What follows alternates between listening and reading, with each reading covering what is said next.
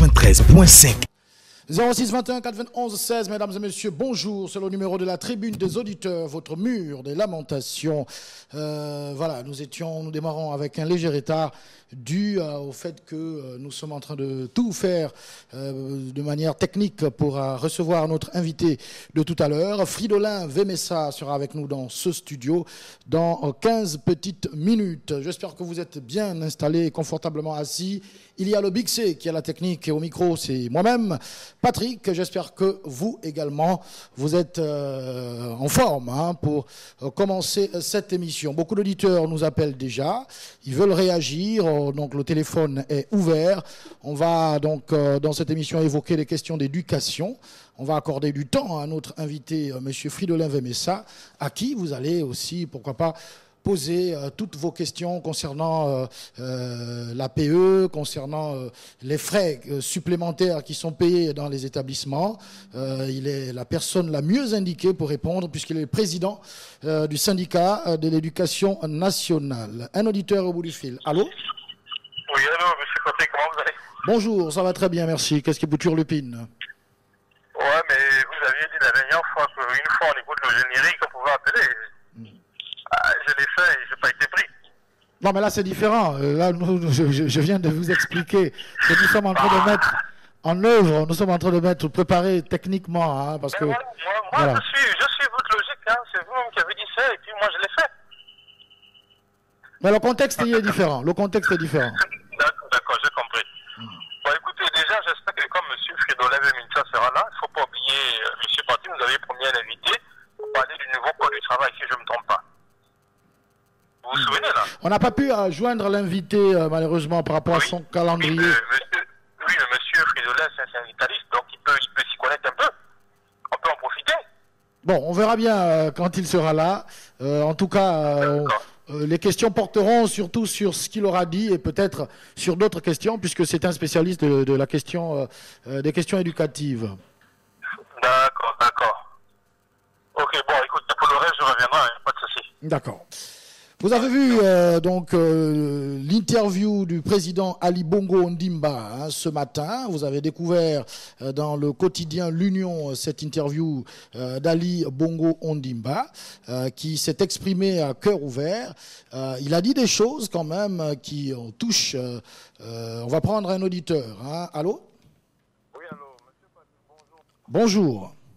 Oui, monsieur Patrick, c'est qui me tue l'épine, parce que hier, j'ai suivi un peu la télé hier, Gabon 24. Ce qui me tue l'épine, on a posé le directeur général de bourse et stage, monsieur Patrick. Il nous a dit, l'État n'a pas le problème d'argent pour payer les bourses des enfants. Et il nous dit après, l'État qui se veut les bourses pour certains enfants, pour certains étudiants. Je pose à ils ont beaucoup dépensé pour ces étudiants-là. Mais je pose la question au directeur général de la bourse des arts, vu pour la question de l'argent qu'ils ont dépensé pour sur les Miss du Brésil quand ils sont arrivés aussi au Gabon, ils ne nous ont pas fait état. Mais pour les bourses des enfants, ils disent qu'ils ont dépensé beaucoup d'argent, alors qu'il y a les Miss du Brésil qui sont venus danser ici nus. Personne n'a dit qu'ils ont dépensé d'argent. Ils ont fait les bateaux là, à la mer, là. Ils n'ont pas dit qu'ils ont dépensé beaucoup d'argent. Mais quand c'est pour les Gabonais, le peuple frère gabonais, pour la bourse, ils ont dépensé beaucoup d'argent. Ce sont les gens qui me tuent l'épine, parce qu'il a dit le problème, l'État n'a pas le problème d'argent. Donc ça veut dire que l'État ne peut construire des universités. Lui-même, la journaliste a posé la question à deux reprises. Vous dites l'État n'a pas le problème d'argent. Lui-même a dit que l'État n'a pas le problème d'argent. Mais pourquoi vous n'avez pas construit des universités? Ça fait 10 ans, vous n'avez pas construit aucune école. Pourquoi vous n'avez pas construit une école? Et vous dites bien, très bien, vous dites que l'État n'a pas le problème d'argent. Quand c'est pour gaspiller l'argent, il n'y a pas de problème. Mais quand c'est pour vos frères, pour les bourses, vous dites qu'on a trop donné, tant de milliards de fonds, tant de milliards de fonds, vous dites que c'est pour l'argent, c'est pour tous les Gabonais. Bon, et quand vous faites vos dépenses, les ministres qui vous sont venus ici, même du Brésil, ils ont dépensé combien de milliards? Ils sont débattus, ils ont dépensé combien de milliards? Ils ne nous ont pas dit. Mais quand c'est nos propres frères Gabonais, donc parce que quand il y a 26 ans, 25 ans, ils doivent prévoir la bourse. Mais c'est pas quand même normal. C'est pas quand même normal. Je vais revenir, M. Patrick. D'accord. Ali Bongo Ondimba s'est exprimé, je le disais tantôt, vous avez dû voir dans le quotidien L'Union de ce matin cette interview accordée à nos confrères de l'Union. Ali Bongo a dit, quand vous avez traversé pareille épreuve, vous prenez conscience de beaucoup de choses. Aujourd'hui, je suis plus que jamais déterminé à rendre à mon pays ce qu'il m'a donné, à lui être utile et le conduire vers un avenir meilleur. Voilà, on sent que cet accident vasculaire cérébral a changé l'être qu'est Ali Bongo Ondimba, parce que dire que quand vous avez traversé pareille épreuve, vous prenez conscience de beaucoup de choses. Alors, qu'est-ce que le président veut dire comment comprendre cette phrase? Lorsque vous avez traversé une telle épreuve, vous prenez conscience de beaucoup de choses. Aujourd'hui, je suis plus que jamais déterminé à rendre à mon pays ce qu'il m'a donné, à lui être utile et le conduire vers un avenir meilleur. 06 21 91 16. Allô? Oui, bonjour, M. Patrick. Bonjour. Oui, c'est l'homme de Bitam. L'homme de Bitam, on vous écoute. Oui, mais Ali Bongo a dit qu'il est conscient de beaucoup de choses, il est prêt à tout faire. Mais mon frère, celui qui est en prison, là, qu'il le sorte d'abord, avec tout le reste. À partir de là, moi, je comprendrais que vraiment, ce monsieur-là est en train de changer. Qu'il fait d'abord sortir ceux qui sont en prison, là. Pour des délits que l'on prétend être des délits d'ordre pénal, alors que c'est des affaires politiques. À partir de là, je comprendrais qu'il est devenu sincère. Je reviendrai. D'accord. En tout cas, l'AVC du chef de l'État a amené ce dernier à changer peut-être de paradigme, parce que cette interview accordée à l'Union, le chef de l'État, on le dit, c'est peut-être voulu un peu plus sincère, parce qu'il le dit, et je le répète, quand vous avez traversé pareille épreuve, vous prenez conscience de beaucoup de choses. Aujourd'hui, je suis plus que jamais déterminé à rendre à mon pays ce qu'il m'a donné, à lui être utile et le conduire vers un avenir meilleur. Un auditeur au bout du fil. Allô? Oui, M. Patrick, bonjour. Bonjour. Oui, bon, en tout cas pour moi, ça c'est un slogan, comme d'habitude. Si il fallait qu'il prenne confiance, c'est depuis 2009. Il fallait qu'il prenne confiance. Pour moi, c'est des slogans. Il y a eu l'Holocauste de Rio, il n'a jamais rien dit. Il n'a jamais rien dit. Il y a eu les tueries de 2016 lors des résultats des élections, il n'a jamais rien dit. Ils sont venus dire, nous avons traversé, qu'on appelle ça, nous regrettons des événements malheureux. En tout temps, on sait qu'il y en a beaucoup qui ont perdu de leur vie et que jusqu'aujourd'hui, on ne veut pas en parler. Il y a eu, qu'on appelle ça, tout le monde des deniers publics, par-ci, par-là. L'homme le plus renseigné du pays. Pourquoi est-ce qu'il n'a pas pris ces hommes-là et les mettre en prison? Moi, je dis c'est des fautes. Vous ne croyez pas en la sincérité du chef de l'État? Je ne crois en rien du tout. Excusez-moi, mais je ne crois en rien. Merci. D'accord. C'est un Ali Bongo nouveau que l'on retrouve à travers cette interview accordée au quotidien L'Union de ce matin. Quand vous avez traversé pareille épreuve, c'est-à-dire cet AVC, vous prenez conscience de beaucoup de choses. Aujourd'hui, je suis plus que jamais déterminé. Ali Bongo s'est exprimé ce matin. Allô? Allô, bonjour, M. Patrick. Bonjour. Oui, c'est Stan. On vous écoute, Monsieur Stan. Ok, bon. Moi, je vais intervenir par rapport à l'interview de M. Ali Bongo, là. Tout comme l'auditeur précédent, je ne crois pas à ses propos, hein, franchement. Si il veut trouver ou donner un peu, qu'on le voit de manière crédible, que M. Ali Bongo commence d'abord par reconnaître publiquement tout le mal qu'il a fait. Qu'il vienne reconnaître publiquement tout ce qui s'est passé en 2016 et en 2009. Qu'il reconnaisse publiquement tout ce qu'il a fait. À partir de là, on le prendra au sérieux, on lui donnera un petit peu de crédibilité. Mais venir simplement comme ça dire que, bah voilà, après tout ce qu'il a traversé, il fait comme un serment de venir maintenant et de se donner totalement pour son pays. Franchement, c'est comme toutes les promesses qu'il a faites, hein, depuis 10 ans maintenant. Elles n'ont jamais vu le jour. Et pour moi, comme l'auditeur précédent, je ne donne aucun gage à tout ça, aucune crédibilité à tout ce qu'il a dit, franchement. Pour moi, c'est du vent. Rien que du vent. En tout cas, je suis à l'écoute et on attend M. Fridolin Vemessa. D'accord. Je rappelle que M. Fridolin Vemessa est déjà dans notre studio, le président du Sénat, le syndicat, pas le Sénat, il n'est pas le président du Sénat, des sénateurs, hein, le Sénat, le syndicat des enseignants de l'éducation nationale. Il est déjà dans ce studio. Bonjour, M. Fridolin Vemessa. Voilà, je crois que notre... voilà. Donc, dans 5 petites minutes, nous serons avec M. Fridolin Vemessa. M. Mvekuna est au bout du fil. Allô? Oui, monsieur Patrick, bonjour. Bonjour, M. Mve. Oui, transmettez mes salutations les plus fraternelles à M. Vemessa, mon homonyme. Il se qui appelle, M. Mvekuna, il me connaît. D'accord. Voilà, dis-lui bonjour de ma part. Sincèrement et chaleureusement. Il faut lui dire que M. V, il est dans votre combat, il est avec vous et il vous soutient dans tout ce que vous faites pour que l'éducation au Gabon soit une éducation de référence. Pour que le Gabon sache que nous ne sommes plus, c'est ça, dans un pays à part. Nous vivons dans un monde planétairement, j'ai envie de dire, uni. Et où les gens nous regardent. On voit ce que nous faisons, on nous regarde, et le Gabon doit quand même prendre la mesure de ce qui se passe ailleurs pour pouvoir relancer son éducation. Puisque nos enfants quittent le Gabon pour aller poursuivre leurs études ailleurs, où ils rencontrent des gens qui viennent, des fois, d'horizons éducatifs directs. Il ne faut pas que les nôtres soient toujours les derniers hein, de la série, qui nous attendent toujours la queue. Il ne faut pas que nos enfants qui partent ici avec le bac scientifique pour aller poursuivre dans des écoles d'ingénieurs en Occident, qu'on soit obligé de les mettre dans les classes préparatoires, tout simplement parce qu'on se rend compte qu'au Gabon, il n'y a pas d'école. Donc, le combat que M. Mbenessa et tous les autres syndicats d'éducation nationale mènent est un combat de haute lutte, c'est vrai, mais surtout c'est un combat noble pour la nation. Ça, c'est ma première intervention. Bravo, M. Mbenessa, continue. Bon, maintenant, je vais rebondir rapidement parce qu'il faut lui laisser le temps de s'exprimer par rapport à l'interview du président de la République, M. Ali Bongo Ondimba. Contrairement à mes compatriotes et leurs concepts qui disent qu'ils ne croient pas en ce qu'il a dit, moi je dis je crois. Je crois en ce qu'il a dit parce que je sais ce que nous les maîtres spirituels, je dis bien nous les maîtres spirituels, dans ce pays nous avons fait pour que le Gabon change.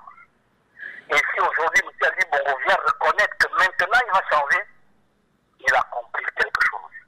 Il a reçu un message divin. Et ça, c'est le karma qui s'exprime.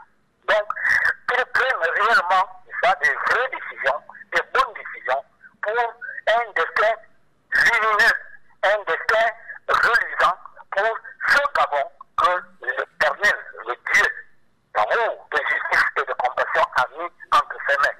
Il prenne des mesures qui sont de nature à permettre que les Gabonais retrouvent leur mieux-être d'antan. Merci. J'espère qu'il va traduire dans les faits ce qu'il a reconnu publiquement. Merci. Moi, je crois, et je crois sincèrement, je sais que là, il parle avec le fond de son cœur parce que le karma est passé par là. Merci. Voilà. On va donc commencer avec notre invité, M. Fridolin Vemessa, qu'on vous annonçait depuis quelques jours déjà, est avec nous dans ce studio. M. Fridolin Vemessa, déjà, comment se porte l'éducation au Gabon? Bien, alors l'éducation au Gabon se comporte comme les autres secteurs de notre pays. Ouais. Il faut dire que rien n'est rose là-bas. C'est pas aussi alarmant, mais on peut dire que dans le système éducatif, il y a des problèmes. Nous rencontrons d'énormes problèmes au niveau de la gestion du système, au niveau des mentalités, au niveau de l'éthique, à tous les niveaux en fait. Il y a des problèmes, mais qu'on peut redresser grâce à la volonté des hommes. Et je suis heureux d'entendre que le chef d'État, Ali Bongo Ondimba, a fait une interview dans l'Union, que je n'ai pas encore lue, et qu'il a décidé de changer. Et je pense que c'est une bonne chose pour notre système éducatif parce que nous avons besoin du changement dans ce secteur-là. D'accord. Alors, la rentrée scolaire est-elle effective sur l'ensemble du territoire national? Vous pouvez le constater, il n'y a rien. Il n'y a rien parce que ce n'est pas du fait des syndicats, hein. C'est du fait justement de la gestion du système. Alors vous vous rappelez que le Premier ministre nous avait reçu les syndicats du secteur éducation le 20 septembre dernier. Et, au cours de cette réunion, le Premier ministre avait sollicité des syndicats d'observer une rentrée apaisée. Nous lui avons donné notre parole que cette rentrée, nous allons quelque peu déterrer la hache de guerre en laissant au ministère de l'Éducation nationale, au gouvernement, le temps de réaliser tout ce qu'ils ont promis. Parce que le Premier ministre a justement, au cours de cette rencontre, promis la construction de plus de 4000 salles de classe d'ici 2023. Pour réduire la réouverture des écoles de formation. Nous avons dit, bon, on vous prendra au mot, aux actes, et on essaie de vous faire confiance pour une fois de plus. Bon, malheureusement, le démarrage ne s'est pas fait comme on attendait. En fait, il y a eu un faux départ.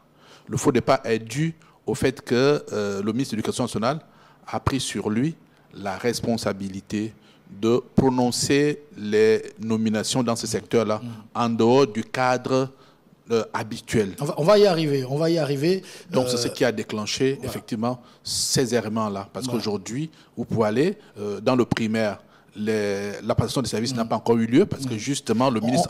On va y arriver, monsieur Vemessa. Je voudrais qu'on parle d'abord des inscriptions actuellement. On a vu le ministre sur le terrain, M. Michel Menga, s'adresser à un responsable et il interdisait le paiement des frais supplémentaires en ce qui concerne l'association des parents d'élèves. Oui. Alors, comment cette situation, vous l'appréhendez au sein du Sénat?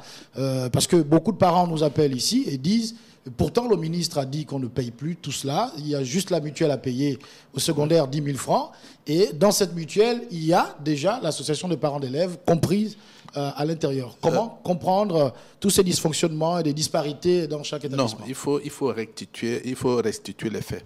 Dans les 10 000 francs du secondaire, dans les 5 000 francs du primaire et dans les 3 000 francs du pré-primaire, la mutuelle, l'association des parents d'élèves n'est pas comprise. Ah, le ministre le dit, hein, on a un audio, un audio qu'on peut écouter. Le ministre a fait une annonce, bon, c'est lui le ministre, maintenant, mais il y a les techniciens qui pilotent le système, notamment... Parce qu'il le dit clairement, il dit dans les 10 000, il y a 2 ou 3 000 francs pour l'association des parents d'élèves. Non, c'est pas prévu. Il le dit lui-même. Non, c'est pas prévu. Bon, il a donné une information, bon, je peux pas dire qu'il n'est pas avéré, mais il a donné une information qui est juste, mais qui n'est pas pris en compte par la décision prise par le DGCN. Le DGCN, c'est le directeur général des enseignements et d'enseignement scolaire et normal, qui pilote le système justement. Donc, la directrice a quantifié effectivement les dépenses dues à cette ligne des 10 000 francs, parce que dans les 10 000 francs, vous avez l'entretien de l'espace, l'entretien scolaire, vous avez la production des élèves, vous avez la gestion du système et vous avez effectivement les activités socio-culturelles. Donc c'est dans les 10 000. Mais dans les 10 000 francs, il n'y a pas d'association des parents d'élèves. Il faut dire que l'association des parents d'élèves, c'est une association qui n'a rien à voir avec l'école. C'est une association qui interagit avec l'école. C'est-à-dire les parents constatent que l'environnement dans lequel évolue leur enfant observe des manquements. Donc ils viennent en aide à l'école. Oui, mais cet appui, pourquoi alors mettre certains élèves hors des classes parce qu'ils n'auraient pas encore payé, s'ils ne seraient pas acquittés de... Non, ce n'est pas un droit. En fait, les parents qui payent l'association des parents sur la contrainte ou sous la contrainte, bon, c'est à eux-mêmes d'assumer ce qu'ils font. Parce que là, les parents ont le droit de s'acquitter de 10 000 francs pour le secondaire, 5 000 francs pour le primaire et 3 000 francs pour le pré-primaire. C'est un droit qu'il faut effectivement, pour lequel les parents doivent contribuer. Maintenant, l'association des parents d'élèves, c'est le bureau, l'association des parents d'élèves, qui doit, au niveau de l'école, avoir son bureau à part, qui doit déléguer son trésorier et l'équipe qui doit, cette équipe-là, c'est cette équipe-là qui doit pouvoir, demander à ce que les parents qui sont membres de l'association des parents puissent effectivement contribuer selon le montant qui a été fixé lors de l'Assemblée générale des parents d'élèves. D'accord. On arrive maintenant au sujet qui turlupine beaucoup les auditeurs, les nominations à l'Éducation nationale. On a vu le 30 septembre dernier, le ministre Michel Menga procéder à des mesures individuelles. Là, il y a eu un conseil des ministres le 2 octobre. Il n'y a rien eu. Qui n'a pas entériné ces mesures individuelles. Mais le ministre a adressé un courrier au secrétaire général lui demandant de procéder à la passation de charges aux installations en attendant que le document, le décret, enfin l'acte juridique qui devrait confirmer toutes ces nominations arrive. Comment avez-vous apprécié tout cela? Moi, j'aurais été à la place du secrétaire général, je n'aurais pas appliqué cette mesure parce que c'est une instruction qui est hors norme, qui n'obéit pas à la règle. Donc, une instruction qui n'obéit pas à la règle, on n'est pas obligé de la respecter. Parce que le secrétaire général a le droit, peut se défendre devant le Premier ministre, devant le président de la République.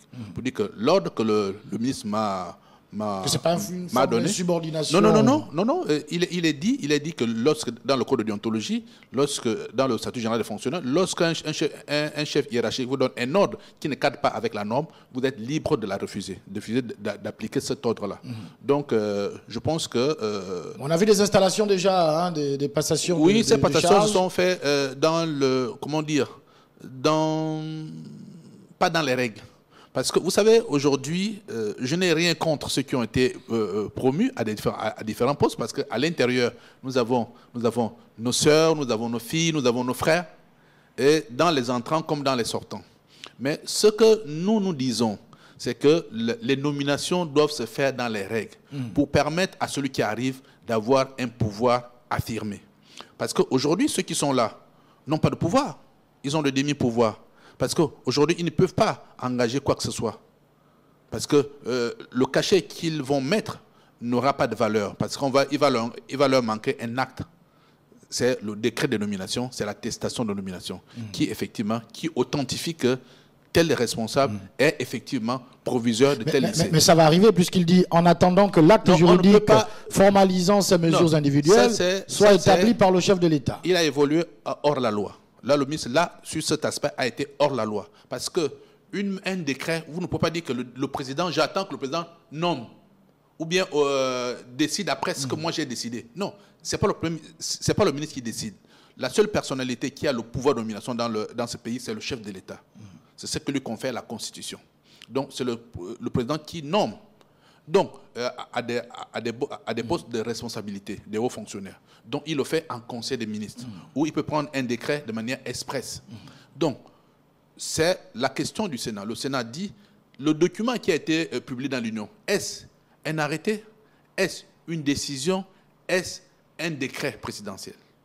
On ne connaît pas la nature du document. Donc, ça veut dire que ces nominations-là ont été faites de manière illégale. Ils ne reposent sur aucune norme juridique, aucun repère juridique. Donc, ce sont des nominations hors la loi, qui sont illégales. Et ce que nous avons fait, et ce que nous avons dit au ministre, et même à l'intérieur de cette nomination-là, il y a des aberrations, il y a des errements, il y a des choses qui ne respectent pas la déontologie ou la norme ou le statut général des fonctionnaires. Parce que à l'intérieur de ces nominations, on trouve un proviseur qui se trouve être une institutrice. On trouve un censeur du proviseur institutrice. Oui, proviseur institutrice. Bon, alors nous avons des censeurs qui sont des institutrices. Nous avons des intendants qui sont des infirmiers et des fonctionnaires du ministère du Commerce. Donc ça, nous avons fait ce pointage-là pour dire au ministre que, attention, il doit corriger sa copie parce que sa copie, c'est une mauvaise copie qu'il a publiée. Et en prenant cette responsabilité-là, il s'est mis hors la loi. D'accord. Alors, il y a eu un conseil des ministres hier également. Toujours rien. Mais ça veut dire que le président ne se reconnaît pas dans les décisions qui ont été prises. Parce qu'il n'a pas envie de se mêler de ce qui s'est passé. Qu'est-ce qu'on fait finalement? Il reste en fonction ou Alors, bon, ils sont en fonction de manière provisoire.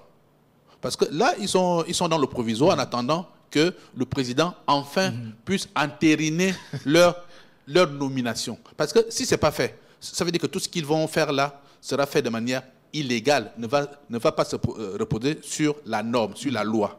Parce que la loi, pour être nommé chez l'établissement, à la tête d'un établissement, à la tête d'une circonstance scolaire, à la tête d'une direction d'académie, il faut que le président signe un décret. C'est ce décret-là qui vous donne tout le pouvoir, qui vous donne le droit de toucher au sceau de la République.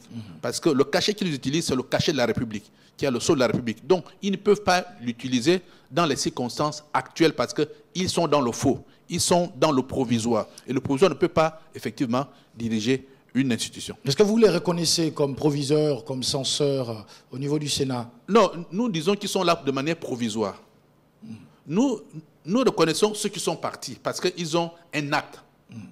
Mais nous ne recusons pas pour autant. Puisqu'aucun décret n'est venu ça veut dire que annuler le premier décret. Je vous donne un exemple. Ceux qui avaient été nommés préalablement, ils peuvent rien faire. Toujours des émoluments. Ils ne peuvent pas avoir d'indemnité parce qu'aucun acte n'authentifie qu'ils ont été nommés.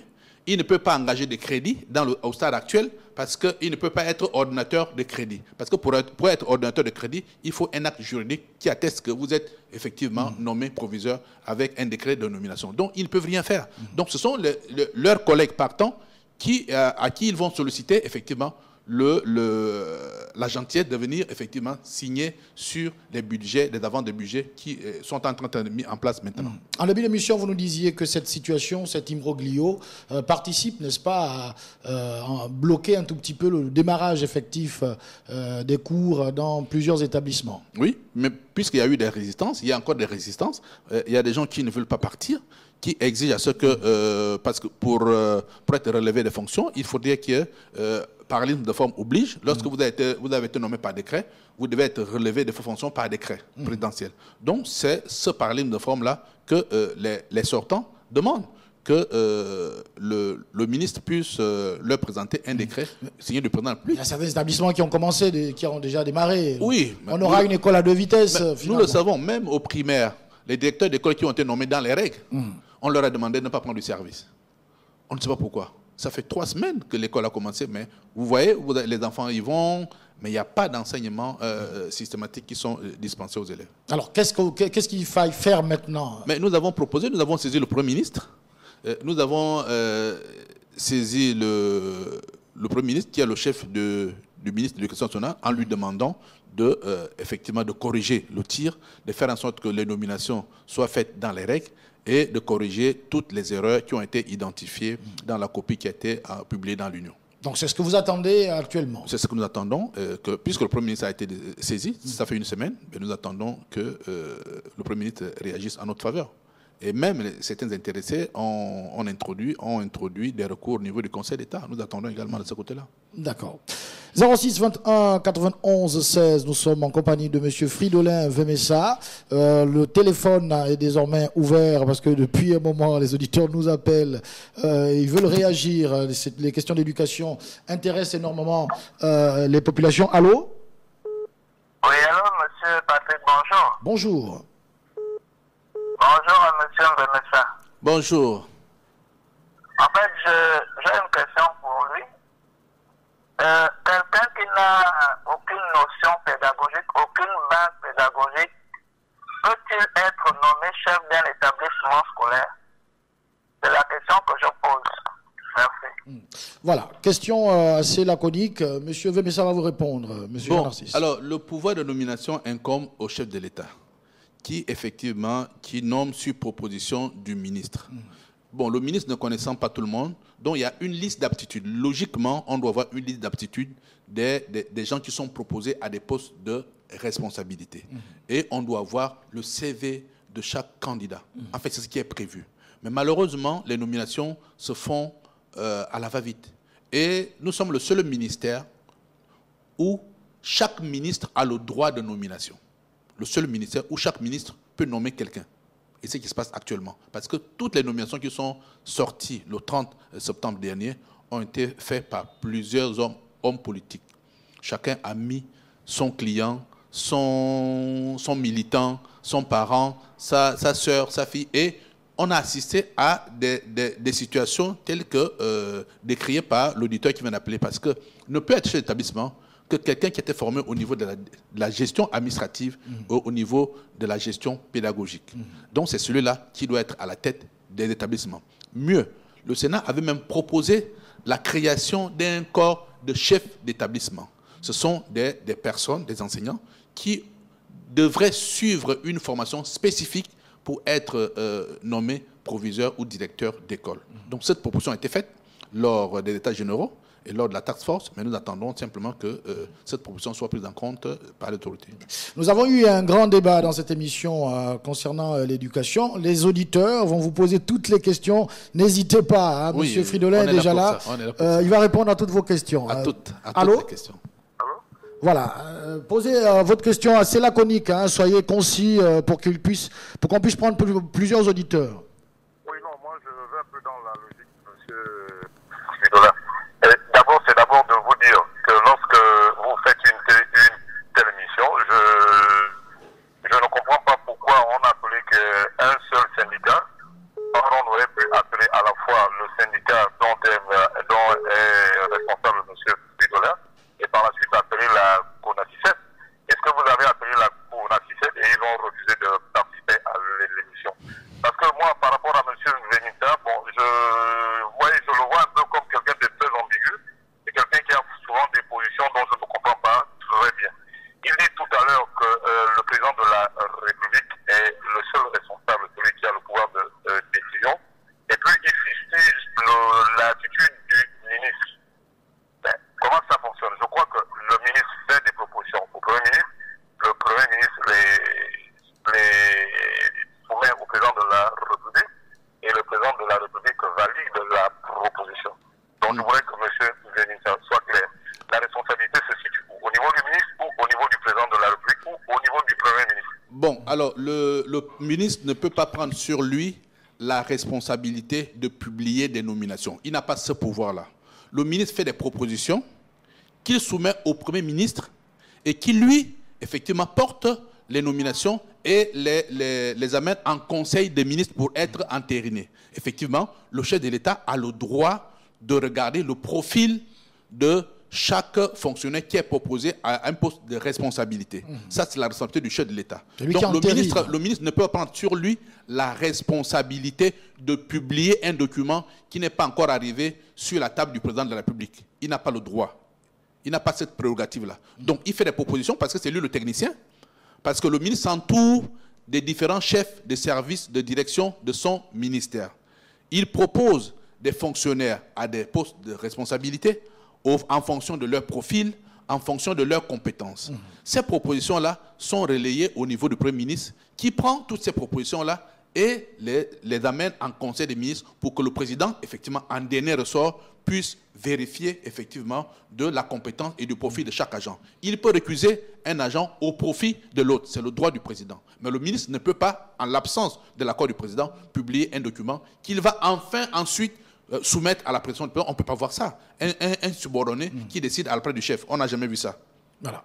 Monsieur MV est avec nous. Allô? Oui, monsieur Patrick. Vous voyez, donc, dit monsieur MV là, si vous avez suivi mon intervention quand ce sujet s'est retrouvé, n'est-ce pas, là, sur votre antenne, j'ai dit exactement la même chose. Pourtant, on ne s'est pas vu. Ouais. Vous voyez que nous sommes des éducateurs. Nous réagissons de la même manière devant les mêmes problèmes. Je vous ai dit de trop vu. Vous avez certainement l'enregistrement là avec vous. Soit le ministre de l'Éducation nationale était conscient que le président ne dirige plus rien et qu'il peut prendre les décisions, il les publie, que ça ne changera absolument rien que le président ait vu ça avant ou pas, puisqu'il ne dirige plus rien. Bon, moi je crois que cette hypothèse aujourd'hui peut être cassée, puisque nous voyons le président a dit Bongo partout. Il organise les conseils de ministres, il reçoit les heures de marque, il va au stade, il danse, il fait des interviews. Donc, à ce moment-là, on peut donc exclure cette hypothèse. Il reste la deuxième hypothèse. M. Menga s'est trompé, il a commis une faute lourde, je vous l'ai dit ici. Tout à fait. Je suis d'accord. On ne peut pas mettre le président dos au mur en disant tout à fait. Voilà. Je suis d'avis avec vous. Tout à fait. Vous demandez au président de faire d'exécuter vos ordres, tout à fait. Alors, à ce moment-là, c'est vous qui commandez, ce n'est plus le président. Tout à fait. C'est qu'aucun président n'accepterait. Voilà pourquoi, vous voyez, jusqu'à ce jour, c'est toujours pas entériné. Il y a encore eu un conseil de ministres hier, on attendait tous que les nominations de l'éducation nationale soient entérinées, mais je crois que vous avez constaté qu'au moins ça n'a pas été fait. Alors, il reste la troisième hypothèse. M. Menga a été piégé. On l'a vu faire. Et on l'a laissé faire. Sachant que tôt ou tard, il sera coincé, bloqué, et que cela va se terminer par une sortie honteuse, n'est-ce pas, du gouvernement. Et politiquement, M. Menga sera grillé. J'ai comme l'impression que c'est cette hypothèse-là qui risque d'être la vraie. C'est-à-dire que M. Menga, vraiment, je le dis comme ça, et ça n'engage que moi, et s'il n'a pas été piégé, voilà, peut-être tout simplement pour donner raison à M. général qui est là pour dire, nous sommes des éducateurs, nous avons la même vision sur les mêmes problèmes du pays, que nous décrions tout ici pour que ça parlons. Merci. Voilà. Juste pour répondre à l'auditeur qui me demandait qu'il fallait que je reçoive également un responsable de la CONACICED, il faut dire que la CONACICED, le Sénat, à ce sujet-là, s'accorde, puisque la CONACICED exige également la publication immédiate du décret pris en Conseil des ministres nommant tous ces responsables de l'administration. Monsieur Emeric est avec nous. Oui, bonjour, monsieur Patrick Chafferi. Bonjour, monsieur Emeric. Je salue aussi monsieur Fridolin. Bonjour, Alors, monsieur. moi, je voudrais juste faire une petite observation. Lorsque M. Fridolin Vemissa dit que les nominations qui ont été faites parce que bon, ça n'a pas tenu compte de certains critères, parce qu'il y a une liste d'aptitude, il y a des CV, etc. Et que c'est tout simplement les politiciens qui ont, sûrement, il y a des gens qui ont été nommés parce que telle politique a imposé telle ou telle chose. Tout à fait. Alors, je voudrais dire à ce baobab de l'éducation nationale qui sait comment les choses se passent. Ce n'est pas seulement ces nominations. Les nominations à l'éducation nationale ont toujours été faites de cette façon pour le monsieur Fridolin Vemissa. Ça, il faut le dire. C'est vrai qu'au cours de ces dernières nominations, ça souffre effectivement de crédibilité du fait qu'il n'y ait pas eu de décret, qu'après leur publication 2 jours après, il s'est tenu un conseil des ministres. On aurait pu attendre ce conseil des ministres qui s'est passé 2 jours après la publication pour pouvoir les entériner. Mais vous-même, vous savez qu'à l'éducation nationale, tout comme dans d'autres administrations, c'est parfois, ou sinon des politiques qui imposent, parfois le ministre n'a pas la maîtrise, ou même ne gère pratiquement pas ces nominations. Et ça, il faut le dire. Et vous dire aussi, peut-être pour laisser la place aux autres, vous dire aussi, à quoi servent les différentes rencontres avec le gouvernement sur l'éducation nationale. On parle de task force, on parle des assises sur l'éducation nationale. Vous voyez, moi je me dis à un moment donné, vous savez, à force d'être habitué à accepter les invitations du gouvernement qui parfois fonctionne sans boussole, je pense que vous devenez aussi complice de ces mêmes personnes. Parce que l'éducation nationale, on connaît les problèmes qu'il y a à l'éducation nationale. Très rapidement. Vous n'avez pas besoin de vous entourer de 10 personnes pour dire exactement aux Gabonais les problèmes qui mènent au secteur de l'éducation nationale. Vous pouvez même, en 1 heure aujourd'hui, vous pouvez nous faire l'ébauche des problèmes qu'il y a. On sait là où se situent les problèmes, on sait là où on peut prendre des moyens pour les résoudre, mais c'est sûrement une situation entretenue. À quoi ça sert d'assister aux différentes rencontres quand on sait que les rapports qui sont produits au cours de ces assises, ces différents points ne sont pas appliqués et les gens refusent de les appliquer tout simplement. D'accord. Je reviendrai. Oui, je voudrais rebondir rapidement pour dire au lecteur qui vient de parler que le syndicat a pour objectif, a pour rôle de travailler en partenariat avec le gouvernement. On ne peut pas se lasser de travailler avec eux. Même si on sait qu'ils vont toujours nous jouer ou ils ne vont pas appliquer les résolutions auxquelles nous sommes parvenus lors des différentes rencontres, mais nous avons le devoir d'être là, d'être présents, de toujours faire passer nos propositions. Mais un jour, nos propositions finiront par être exécutées. Bon, il y a un fait également sur les nominations.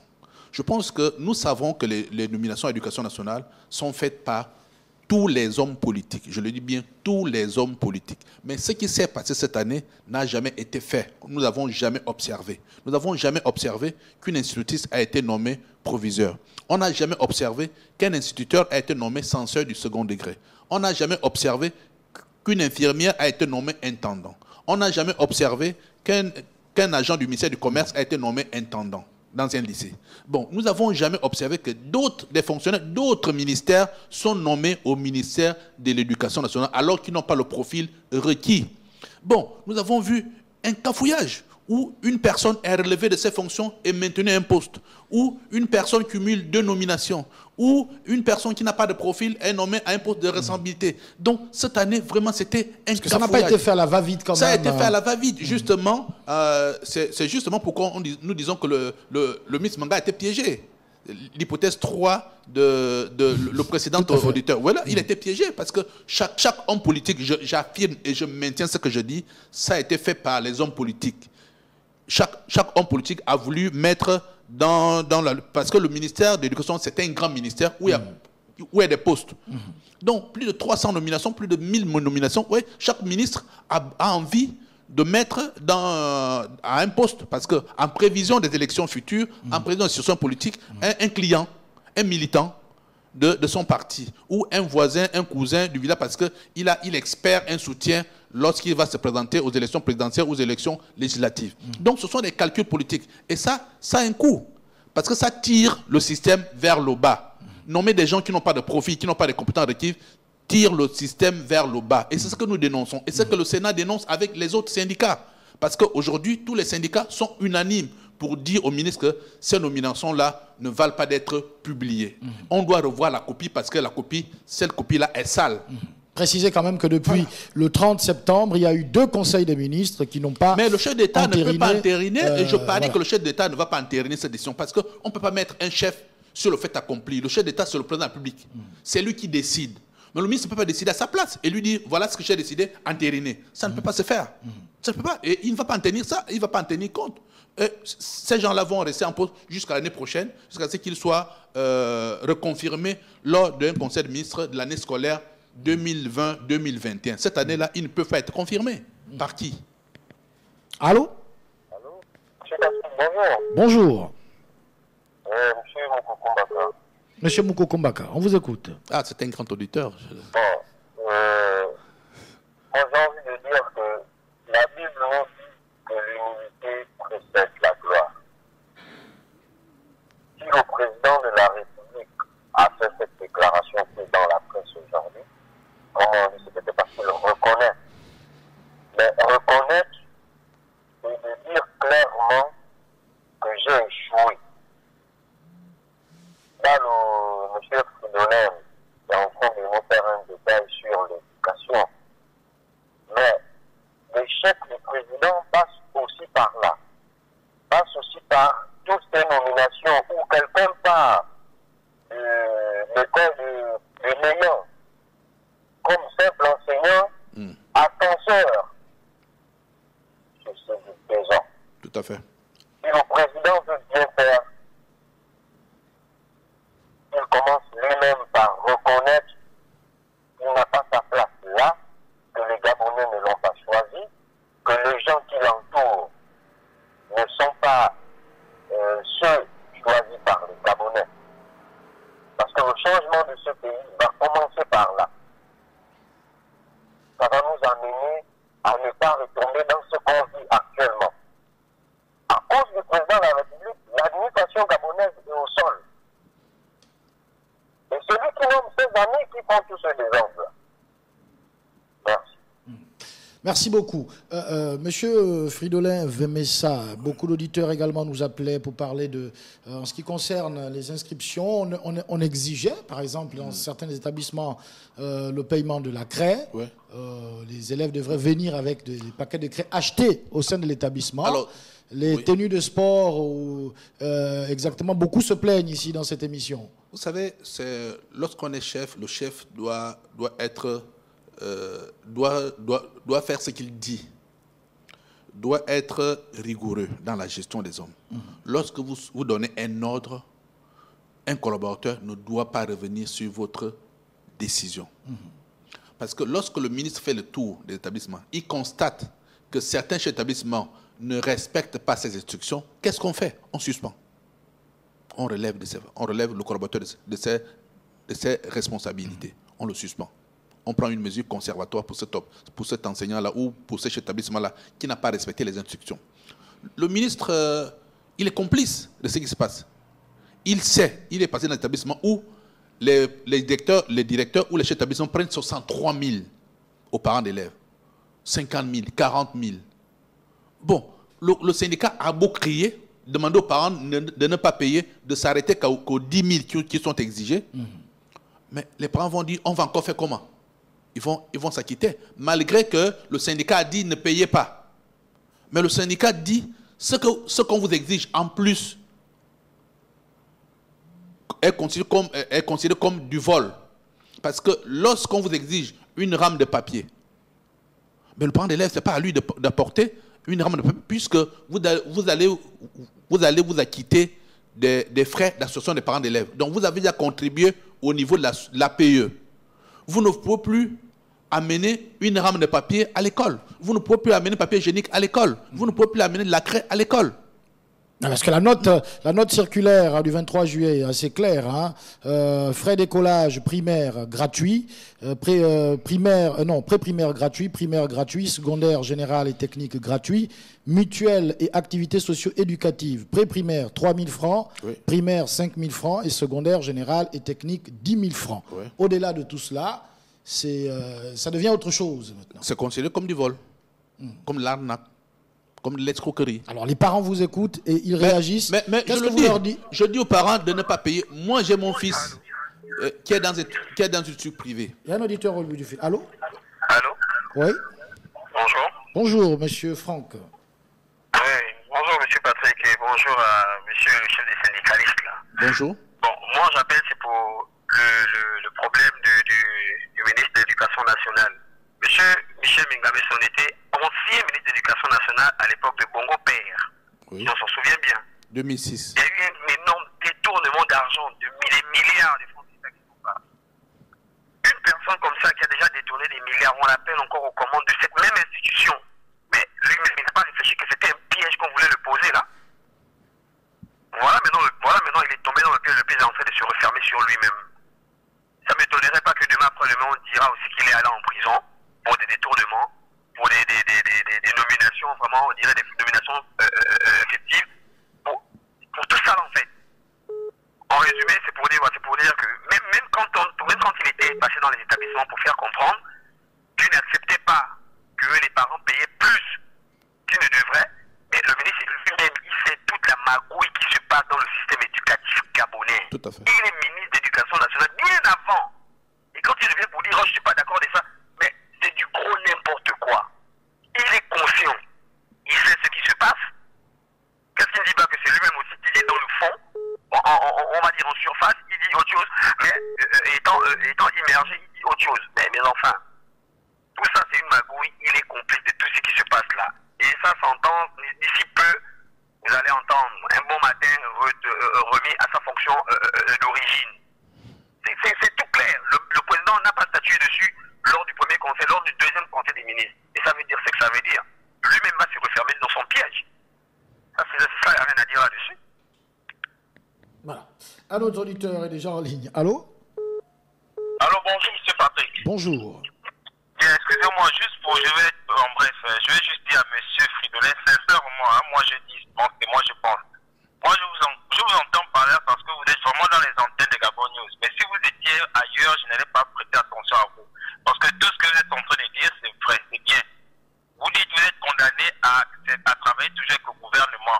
Mais ce qui est sûr, c'est que vous connaissez alors les décisions aussi qui tombent du gouvernement. Ce sont des décisions parfois, on ne vous consulte pas, vous les syndicalistes, qui prennent des décisions comme ça. Mais chaque fois, ça sera toujours la même chose. Et chaque fois, nos enfants seront toujours perturbés. Voilà, j'ai ma fille aujourd'hui actuellement qui est en 3e LE à Machin, à Mabignac. Elle est toujours dans la maison actuellement parce que il raconte là-bas que les problèmes d'installation, il faut installer d'abord le nouveau proviseur ou je ne sais pas trop. Donc, vous voyez que tout ça là, chaque fois on va toujours vivre les mêmes choses chaque année scolaire. Finalement, c'est comme si c'était un soulard qui vomit et il reprend ses vomis, il avale. Donc, c'est un peu comme vous, les syndicalistes, vous avez déjà accepté. Alors, je ne vois pas si un jour ça va encore changer. Moi, c'est un peu ce que moi je pense. Merci, c'est l'homme qui n'a jamais son émission. Ouais, quand on a instruit le secrétaire général, M. Fridolin Vemessa, normalement, il devait s'exécuter, les passations devraient se faire. Non, je vous ai dit, lorsqu'on vous donne un ordre qui ne respecte pas la loi, l'agent est libre de refuser de l'exécuter. C'est prévu dans le statut général des fonctionnaires et dans le code de déontologie. Donc, un ordre qui ne respecte pas la loi peut ne pas être exécuté par l'agent, par le collaborateur du chef hiérarchique. Je me défendrai, parce que je dis cet ordre-là n'obéit pas à la règle, à la loi. Donc, par conséquent, je ne peux pas le respecter. Bon, aujourd'hui, il nous accuse de... Vous rappelez que l'année passée, on s'était insurgé lorsque le gouvernement avait pris la décision de revoir les conditions d'attribution des bourses. Vous avez vu, tous les syndicats se sont mobilisés, le Sénat s'est mobilisé pour dire non à la remise en cause des droits acquis. Tout à fait. Le gouvernement a reculé. C'est une bonne chose. Donc nous disons, on ne peut pas être absent. même si on sait que le gouvernement est toujours dur d'oreille, mais il faut toujours, on dit souvent, enseigner c'est répéter. Donc il faut toujours répéter les mêmes choses dans les oreilles du gouvernement parce que nous espérons qu'un jour, ils écouteront, ils comprendront le message qu'on veut leur faire passer. Donc c'est le rôle du syndicat. Le syndicat a pour mission de répéter et de répéter. De négocier et de toujours négocier. C'est ça la mission d'un syndicat. Ce n'est pas de dire je ne suis pas là, je n'assiste pas. Mais si vous tournez le dos, ils vont même prendre des décisions qui sont encore pires que celles qu'ils peuvent prendre en votre présence.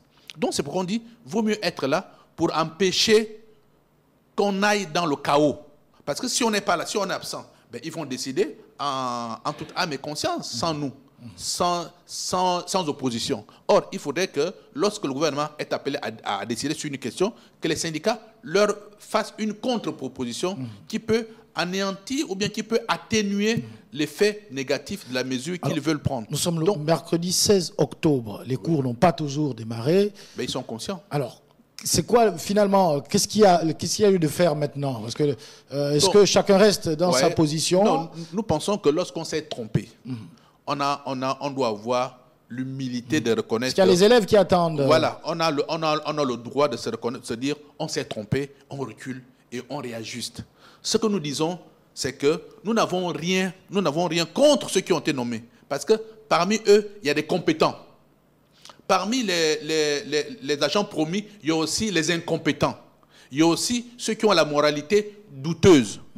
Il y a aussi les agents qui ne sont pas agents du ministère de l'Éducation nationale. Il y a aussi des gens qui ont été nommés alors qu'ils ne méritent pas d'être nommés. Parce qu'il est dit dans le secteur de l'éducation, pour être censeur, il faut être d'abord titularisé et avoir déroulé au moins 5 ans de carrière. On a compris tout cela, mais il y a une situation, c'est qu'il y a un statu quo. Ça va durer jusqu'à quand? Ben, on ne sait pas. Nous disons, nous avons. C'est encore une année qui va se faire. Non, elle ne sera pas blanche. Elle ne sera pas compromise. On va colmater les brèches. Voilà. C'est le niveau des enfants aussi. On est encore au démarrage. Voilà. On a encore tout le temps on ne sait pas quand est-ce que la situation va se décanter. On peut se reprendre. On a le temps de tout récupérer. Rien n'est perdu. Nous avons. Même en décembre, c'est pas grave. Et je l'avais proposé. Le Sénat avait proposé lors de sa rentrée syndicale de tout arrêter et de corriger ce qui a corrigé afin que la mouture qui sortira soit une mouture définitive et bien présentée.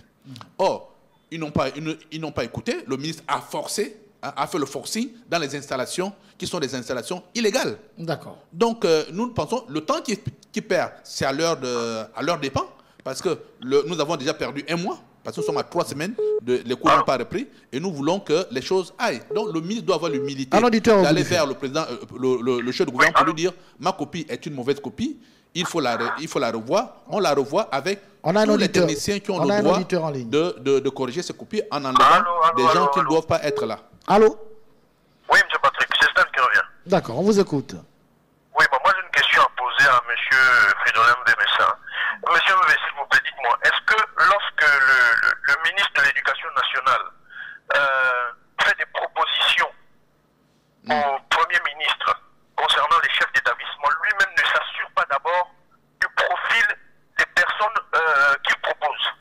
Bon, oui, en fait, il devrait. On va peut-être le laisser terminer. Okay. En fait, c'est une question rhétorique. Ok, d'accord. Parce que je pense que quand M. Mbemessa tout à l'heure disait que le ministre a été piégé. Il a dit lui-même. Moi, je ne pense pas qu'il a été piégé, je suis désolé. Mais il a dit lui-même. Il ne peut pas aller proposer un agent qui n'est pas du ministère de l'Éducation nationale. Attends, le ministre ne connaît pas les textes de son administration. Le ministre ne sait pas, comme vous disiez, que pour être censeur, il faut d'abord avoir fait 5 ans, avoir une expérience de 5 ans, il ne le sait pas. Je suis désolé, ce n'est pas un enfant, ce n'est pas un mouton. Sachant qu'il a déjà même, il y a quelques années, occupé ce poste-là, ne me dites pas que le ministre a été piégé. Je suis désolé, il ne peut pas aller proposer de telles personnes à ses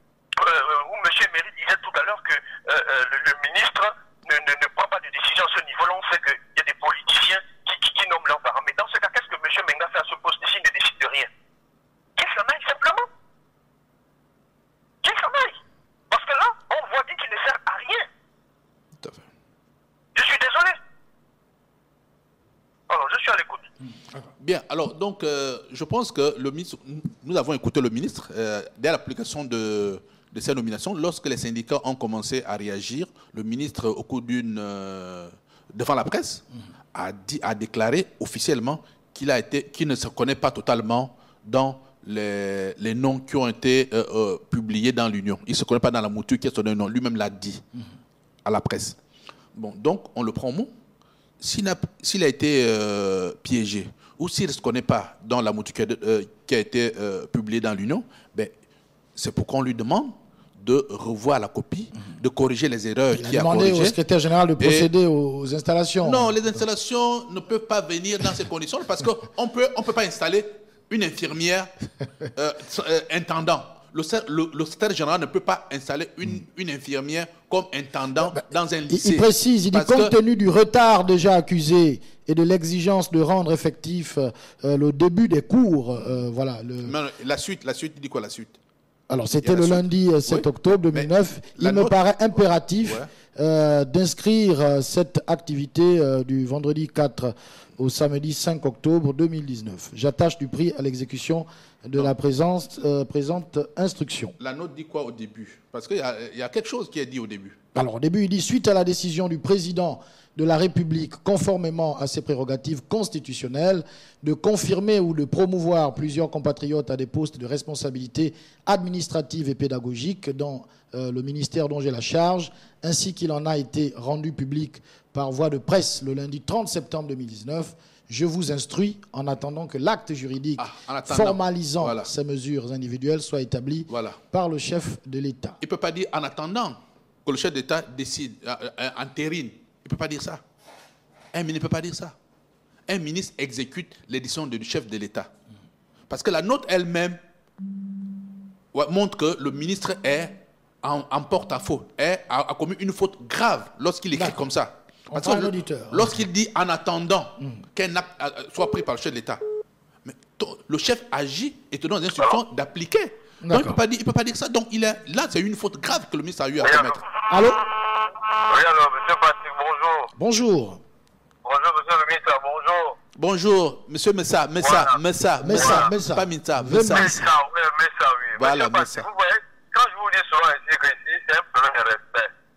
Vous trouvez que c'est normal qu'un ministre, c'est lui qui décide à la place du président de la République. Le président lui-même, il n'a pas dit, il n'a pas donné un décret pour ces gens-là. C'est le ministre qui décide à nommer ces gens. Est-ce que vous trouvez que c'est sérieux? C'est pas quand même sérieux. Et le président de la République, il est où? On peut te parler, le président de la République, il est où? Il est sorti hier, on l'a vu dans les journaux. Mais il doit parler, c'est sûr, c'est pour son pays. C'est pas pour une autre personne qui doit parler. C'est lui qui doit prendre la décision. Tout à fait. Il n'est pas d'accord avec ça. Il est passé hier à la télé, il nous a dit quoi? Qu'est-ce qu'il nous a dit de beau? Il n'a rien dit de beau. Il n'a rien dit de beau. C'est comme un serpent. Quand un serpent enlève la peau, non, le cerveau est toujours pareil. Soyez un peu quand même sérieux dans ce pays. Pour pas quelque chose depuis combien de semaines? Les enfants vont aller à l'école, il n'y a pas moyen. Vous trouvez que c'est sérieux? Un chef a décidé, et celui qui avait ne respecte pas, ça veut dire quoi? Qu'est-ce que ça veut dire? Hein, monsieur le syndicat, qu'est-ce que ça veut dire? Qu'un patron a décidé, et c'est celui qui est en bas qui doit dire non. Quel pays qu'on a vu ça? Dans quel pays qu'on a vu ça? Hein, monsieur Patrick? Je vais revenir, monsieur Patrick. D'accord. Un auditeur au bout du fil. Allô? Ah oui, monsieur Patrick, bonjour. Bonjour. Oui, c'est le vieux jeu. J'ai envie de poser la question. Nous sommes maintenant dans quelle république? Nous sommes maintenant dans quelle république? Est-ce que le Gabon, vraiment, c'est un pays dont on doit respecter dans la scène internationale quand il y a des trucs comme ça, là?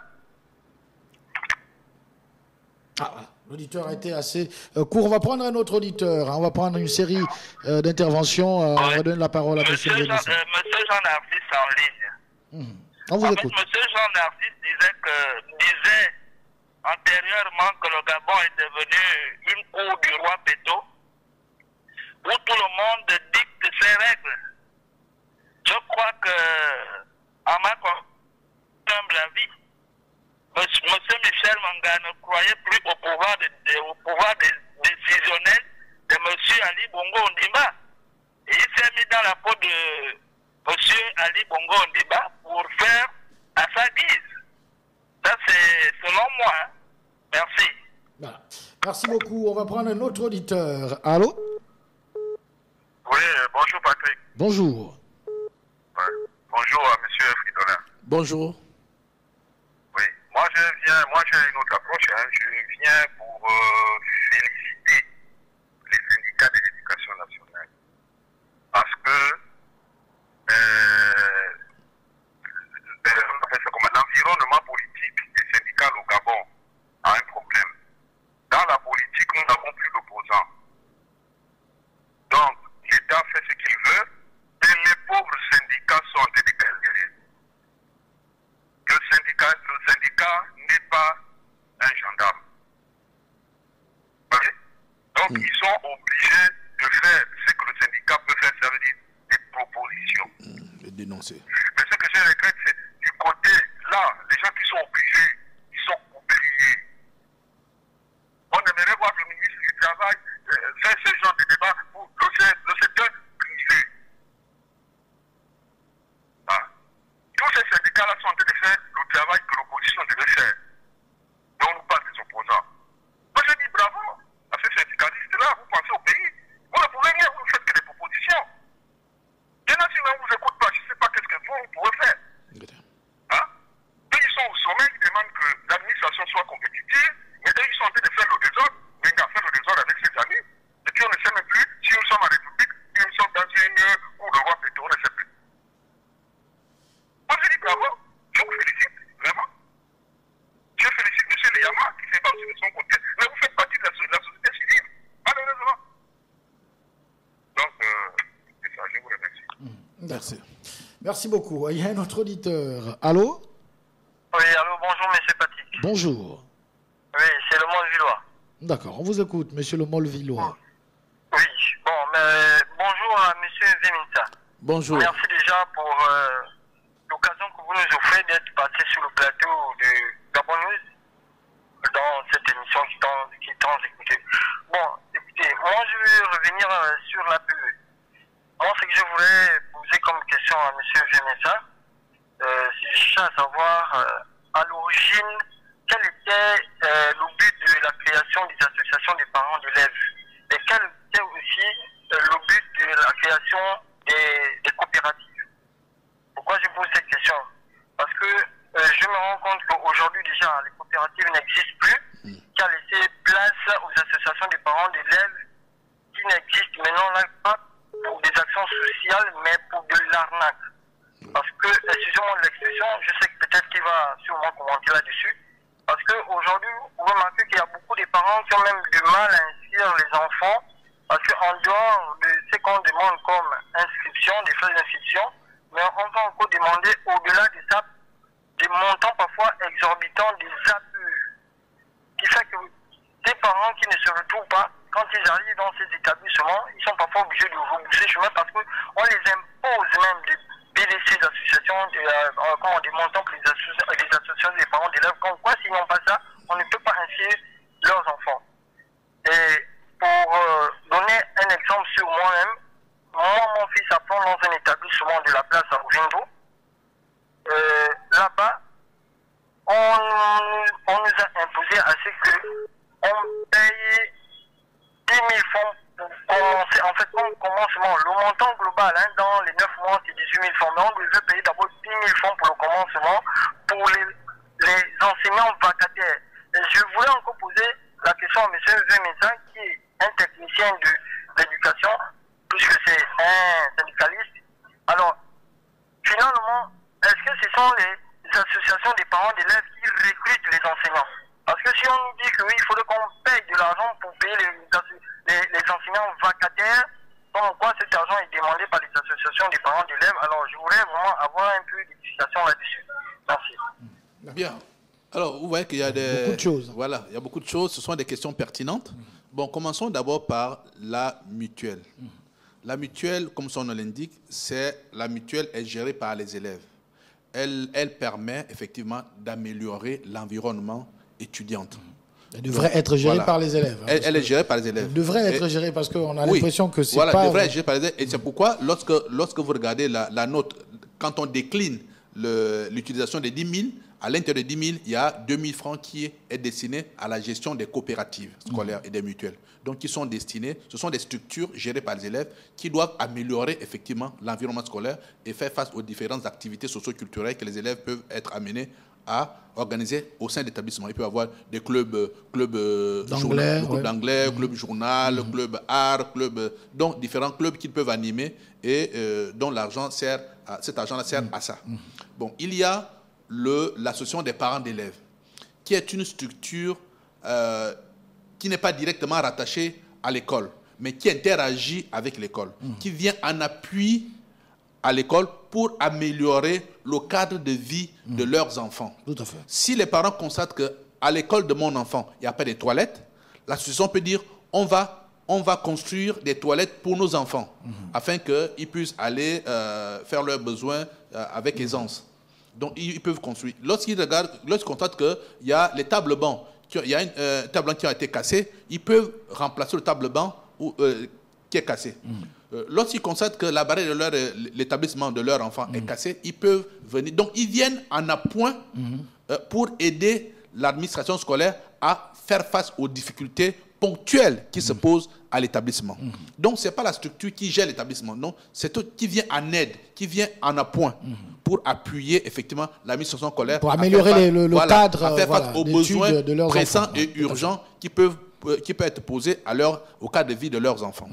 Donc, lorsqu'on est parent d'élèves, on est conscient que dans la vie associative, dans le groupe, dans la gestion des groupes, on doit se rendre compte que mon enfant vit dans un milieu, donc je dois participer à la vie de ce milieu-là. Donc, nous nous organisons en APE, association des parents d'élèves, et nous organisons un bureau. Moi-même, mon enfant est à Sainte-Marie, au lycée Sainte-Marie. Je suis commissaire aux comptes à l'APE de Sainte-Marie. Donc, et moi, je n'ai pas payé obligatoirement l'APE. J'ai dit non. J'attends que le bureau, nous nous retrouvons en assemblée générale. Nous avons assemblée générale jeudi prochain.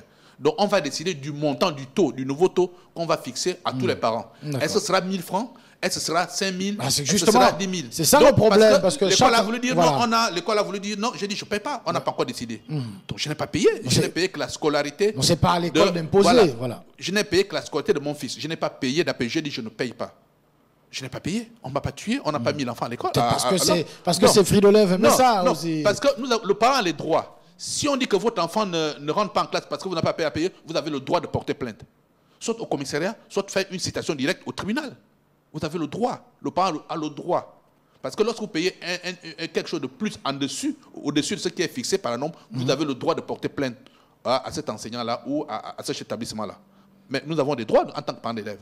Donc l'association, c'est une adhésion volontaire. On adhère parce que mon enfant vit à l'école, donc je dois participer à la vie scolaire de mon enfant. Et les montants sont fixés par l'association. Par l'association en assemblée générale. Ce n'est pas le chef d'établissement qui vous dit c'est payer 10 000. Non, ce n'est pas lui, il n'a pas le droit de dire c'est 10 000. Non. Donc c'est le bureau et ce n'est pas le chef qui doit récolter l'argent. C'est le bureau de l'APE de l'établissement qui doit récolter l'argent. S'il n'y a pas d'APE, vous ne payez pas. Vous ne payez pas. Une école où il n'y a pas à payer, je ne vois pas pourquoi les parents d'élèves vont payer les 10 000 ou les 5 000. Ils doivent payer parce qu'on va dire, est-ce qu'il y a une APE ici? Oui. Où est le bureau? Le bureau, ils ont des locaux ici, allez payer là-bas. Donc, dès que vous terminez de payer vos 5 000, vos 10 000, vos 3 000, donc vous vous orientez maintenant vers le bureau d'association des parents d'élèves pour dire que j'ai mon enfant en 5e I ou en 6e, je veux m'acquitter des frais de les frais d'APE. On vous dit, monsieur, oui, votre enfant en quelle classe? Oui, on prend le nom, on dit c'est 5 000. Vous payez les 5 000 auprès du bureau, l'APE de l'établissement. C'est ce qui doit se faire. Mais lorsque le proviseur vous dit, payez chez moi, vous ne payez pas. Vous refusez, vous dites non, je vais payer au bureau de l'APE de l'établissement. S'il n'y a pas, je ne paye pas. C'est que ça, donc les parents ne doivent pas dire... des vacataires également, les enseignants vacataires. Bon, ce n'est pas le parent qui paye le vacataire. Le vacataire est recruté par l'établissement.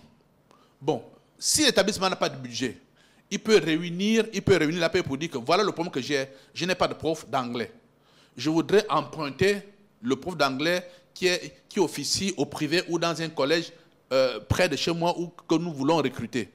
est-ce que vous pouvez nous aider parce que nous n'avons pas la ligne budgétaire pour payer les vacataires, ne nous permet pas de faire face à cette dépense-là. Est-ce que vous pouvez nous aider? Ils posent le problème. Si les parents sont consentants, effectivement, ils mettent ces dépenses-là dans leur budget de l'APE. Et ce sont les parents qui vont payer ce vacataire-là. Maintenant, s'ils disent non, ben, l'État se débrouille à affecter un enseignant pour s'occuper de la santé de leurs enfants. D'accord. Un auditeur au bout du fil. Allô? Oui, bonjour. Bonjour. Oui, je voulais savoir, est-ce que ces associations-là rentrent dans le cadre des lois des associations 35-62? Est-ce qu'elles sont reconnues aussi par le ministère de l'Intérieur? Oui, toutes les associations. Lorsque vous créez une association, parce qu'il y a une loi standard qui réglemente la création d'établissements, des APE dans l'établissement. Il y a même un arrêté ministériel qui existe, que vous pouvez prendre au niveau du service compétent au niveau du ministère de l'Éducation nationale, parce qu'il y a un service qui s'occupe des œuvres scolaires universitaires, des générales des œuvres scolaires universitaires, qui est au ministère, qui s'occupe effectivement. Donc c'est légal. Voilà. C'est légal du fonctionnement des APE d'établissement. Donc lorsque vous créez l'APE dans l'établissement, vous devez faire le procès verbal de votre APE et envoyer copie à la direction générale des œuvres universitaires pour effectivement vous faire identifier. Il y a un arrêté qui existe. Allô? En tout cas, c'est légal. Oui, monsieur Patrick, monsieur vient connecter le bien. D'accord. Voilà. Je voudrais d'abord dire ce qui devient de message, chers collègues. Ce n'est pas seulement M. Menga qui a été piégé. Parce que quand je parle de piégé, beaucoup devons comprendre que M. Menga est considéré par le pouvoir comme un opposant. Tout à fait. Et que dans la structure qu'il gère là, les gens qu'il a trouvés là, les professionnels de l'éducation qui sont là, ne sont pas tous, n'est-ce pas? De l'opposition. Là-dedans, il y a des gens qui sont au service du pouvoir. On se sert d'eux pour piéger le ministre. C'est comme ça qu'on amène au ministre, le nom d'un instituteur, on dit au ministre, faites genre un producteur. Vous pensez que M. Menga est capable de connaître le profil de 50 000 enseignants du Gabon? Ce n'est pas possible. Celui qui amène cette proposition, c'est lui qui est, n'est-ce pas, l'homme libre et dirigé par le pouvoir pour piéger le ministre, parce qu'on le considère comme un représentant. Voilà comment il a été piégé. Ça, c'est le R. Le problème est lequel maintenant? C'est que ce n'est plus seulement le ministre qui est piégé, nos enfants sont piégés, les syndicalistes sont piégés. Pourquoi, M. Benessa? On savait que vous n'allez pas accepter ça. Et on sait aujourd'hui que, voilà, le ministre opposant se bat avec les syndicalistes qui sont aussi considérés comme les opposants. Les opposants se battent entre eux et le pouvoir se frotte les mains. Entre les deux éléphants que sont le ministre qui est inscrit sur cette nomination. Sachant très bien qu'elle a été piégée, et les syndicalistes qui tiennent modifier à ce que cette nomination soit annulée. Voilà deux éléphants qui se battent. Au milieu de ces deux éléphants se trouve qui? Notre enfant. Ouais. Je reviens du Cameroun. L'école a commencé au Cameroun le 2 septembre 2019. Tout à fait. Et ça finira là-bas le 2 juillet. On veut compter le nombre de mois que ça fait. Nous, on n'a même pas encore commencé. Entre tous les enfants qui vont avoir le baccalauréat, ils vont en France, ils vont en Angleterre, aux États-Unis, où ils auront comme collègues d'université des gens qui viennent du Cameroun. Alors, donnez-moi un peu, quelle est la crédibilité qu'on aura au système éducatif gabonais quand on va se rendre compte qu'un bachelier gabonais dit « je la donne, je lui frappe ». Parce que tout simplement, il n'y a pas eu suffisamment d'enseignement. Est-ce que le pouvoir, là-dedans, n'est pas impliqué? Voilà pourquoi je vous ai toujours dit, et je vais citer par là, le pouvoir est complice de la situation actuelle. Le pouvoir veut que ça se passe comme ça, parce que c'est comme ça que nos enfants ne vont jamais faire l'école. Chaque année, c'est toujours les mêmes choses, les mêmes problèmes, les syndicats posent les mêmes problèmes, le gouvernement fait les mêmes problèmes, et rien n'est vécu sur le terrain dans le sens d'améliorer les problèmes de l'éducation. Adieu.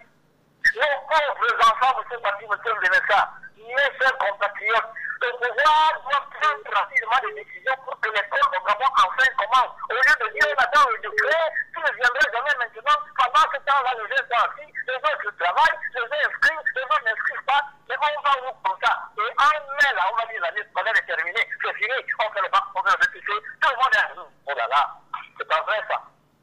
Voilà. Monsieur V, ça est allé. Un auditeur est au bout du fil. Allô? Voilà. L'auditeur est parti. Peut-être une réaction, monsieur? Bon, mais le constat, il est fait. Bon, on peut pas faire de commentaire là-dessus. Je crois que chacun essaye d'apporter la lumière au débat en essayant de faire des propositions, en essayant de montrer les limites de l'acte posé par le ministre de l'Éducation nationale, qui est un acte pour nous, qui est posé, qu'on dit souvent le vin tiré, il faut le boire. Ben, nous devons simplement corriger les erreurs, des choses qui sont à corriger à l'intérieur de cette décision-là. Mais nous prions simplement que cette décision soit, bon, même si ce n'est pas le cas, soit entérinée par le chef de l'État en Conseil des ministres. Il y a des messages également qui nous même parviennent. Si ce n'est pas admis, mais c'est le contraire qui aurait dû être observé, c'est-à-dire le chef décide et le ministre exécute, le ministre s'installe. Donc c'est le contraire maintenant qui va être fait. Le ministre nomme, le président entérine. On n'a jamais vu ça dans un pays. On avait bien compris. Un auditeur nous dit « Bonjour, monsieur Patrick, j'insiste sur l'achat des fournitures. Pourquoi doit-on acheter les livres au sein des établissements ?» L'insistance des chefs d'établissement pour les rames et les papiers hygiéniques, ils sont tous, voilà, je crois qu'ils sont tous pourris. Ben, nous avons connaissance de ce phénomène. Nous avons déjà attiré l'attention du ministre là-dessus. Nous avons attiré l'attention de l'IPN. Nous avons attiré l'attention des inspecteurs parce que certains modules ou bien certains fascicules sont élaborés par des enseignants et validés par les inspecteurs qui les mettent en vente dans l'établissement. Or, nous savons que la seule institution qui est habilitée à produire des documents qui doivent être vendus, c'est l'IPN. Donc, les enseignants ne peuvent pas se substituer à l'IPN qui est le laboratoire ou le laboratoire dans lequel s'élaborent effectivement les curricula, les livres, les documents que les élèves doivent utiliser en classe. L'IPN, c'est l'Institut pédagogique national. Voilà. Donc, aujourd'hui, en fait, l'éducation est devenue une marchandise. Une marchandise que nous vendons, que les enseignants vendent, que les parents vendent, que tout le monde vend. Donc, nous disons que l'éducation, ce n'est pas une marchandise. Les élèves, les enseignants, s'ils veulent produire, effectivement, ils doivent se rapprocher de l'IPN pour valider, effectivement, leur document qui aura, comment dire, l'aval de l'IPN pour pouvoir être mis à disposition des aides dans l'établissement. C'est le caractère obligatoire là, qui dérange un peu. Ce n'est pas l'enseignant qui doit aller proposer son module ou bien son fascicule à l'établissement moyennant 6 000, parce qu'aujourd'hui, le fascicule dans l'établissement coûte 6 000. Et c'est ce que nous dénonçons. Voilà. Un auditeur est en ligne. Allô?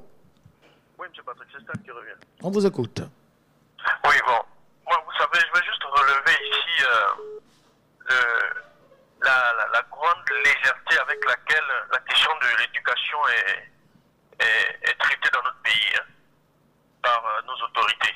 Hier, nous commentions ici la déclaration du Premier ministre qui mettait en exergue le fait que l'administration gabonaise n'est pas au service du développement de notre pays.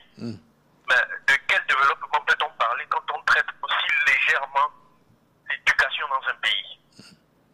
Quand l'éducation est reléguée dans les tréfonds même, comment peut-on avoir demain une administration digne de ce nom? Parce que demain, après-demain, ce sont ces enfants-là qu'on traite avec autant de mépris qui seront dans nos administrations. Ce sont ces enfants-là, mal formés, comme le disait M. MV, qui ne sont pas compétitifs. Parce qu'un enfant gabonais aujourd'hui, en classe de seconde, n'a pas le niveau seconde, franchement. Il faut le dire. Mais ces enfants-là, demain, après-demain, ils seront dans nos différentes administrations. On va leur exiger quoi? On va leur demander d'être compétitifs, sachant aussi qu'ils ne seront même pas dans les conditions. C'est la raison pour laquelle hier je disais que le Premier ministre, il se moque de nous en venant faire une telle déclaration, parce qu'il sait tout ce qu'il se passe. Mais qu'est-ce qui est fait ensuite pour régler ces problèmes-là? Parce qu'il ne suffit pas de venir faire une sorte de diagnostic, dire que voilà, ceci ne marche pas, ceci ne marche pas, mais qu'est-ce qu'on fait après pour régler tout ça? Quelles sont les solutions qu'on apporte? Si vous n'avez pas de solution, vous vous taisez. C'est tout. Voilà, je suis à l'écoute. Et félicitations à tout ce que vous faites, M. Mbemessa. Je vous adresse mes félicitations à vous, à tous vos collègues. Merci beaucoup. Un auditeur est en ligne. Allô? Oui, allô, M. Patrick, je reviens là, sur mon question d'accord. Oui, moi, je dis à M. Vénessa, il dit les choses avec les mots. Pourquoi il évite de dire que ses collègues qui ont été nommés actuellement ne devraient pas être versés parce que juridiquement, ils n'ont aucun statut? Je pense qu'on devrait commencer par là. C'est vrai que ça va frustrer les collègues, mais les autres sont arrivés là par décret présidentiel. Et vu que les autres sont arrivés par décret, comment il a appelé ça, par nomination du ministre de l'Éducation nationale, sur le plan juridique, il ne devrait pas exercer. Donc on n'a pas à tergiverser là-dessus. Ça c'est de 1. De 2, moi je me rappelle quand je grandissais, les tables bancs étaient fabriqués au Gabon par les Américains, le corps de la paix. Les Américains sont partis. Le ministère de l'Éducation nationale a récupéré les ateliers. On n'avait pas de problème de table banc. Mais si vous y allez actuellement, les ateliers sont fonctionnels, mais il n'y a pas de bois. Dans un pays où le bois n'est pas à rechercher, je dis il y a un problème. Si vous allez dans le sud, je prends le cas d'Angouni, on demande aux parents d'élèves d'apporter eux-mêmes les tables bancs pour leurs enfants. Je dis c'est regrettable, c'est déplorable. Merci.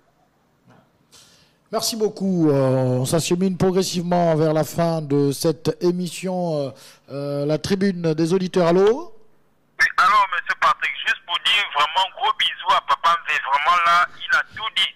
Il a tout dit son intervention. Sincèrement, j'ai beaucoup apprécié.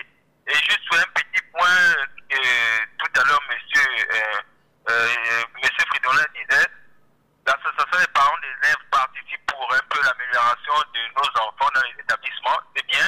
Mais que fait alors donc le ministre de l'Éducation nationale dans tout ça? C'est juste ma question. Merci. Je suis à l'écoute. C'est l'homme qui n'ira jamais son émission. Bien, alors, le ministère de l'Éducation nationale a pour objectif d'offrir aux enfants un cadre de travail attrayant, d'offrir aux Gabonais une éducation publique, gratuite, de qualité. C'est ça l'objectif du ministère. Bon, il se trouve que le ministère ne peut pas tout faire. Aujourd'hui, on rencontre des problèmes de financement, de formation des enseignants, de construction des structures.